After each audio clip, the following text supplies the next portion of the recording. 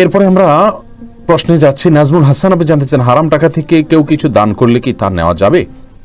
আপনি যদি জানেন যে সুস্পষ্ট হারাম টাকা থেকে দিচ্ছে, তাহলে সেটা আপনার জন্য না নেওয়াই উচিত।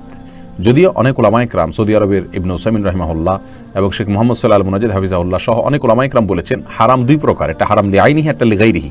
লিআইনি মানে হলো কোনো জিনিসটা মূলগতভাবে হারাম, যেমন শুকরের গোশত, অথবা আপনি একটা জিনিস চুরি করে আনছেন কারোর কাছ থেকে, সরাসরি এটা মূলগতভাবে হারাম আপনার জন্য। এগুলোকে আপনার একজন অন্যজনকে দিলে সেটা আপনি যদি জানেন আপনি নেবেন না।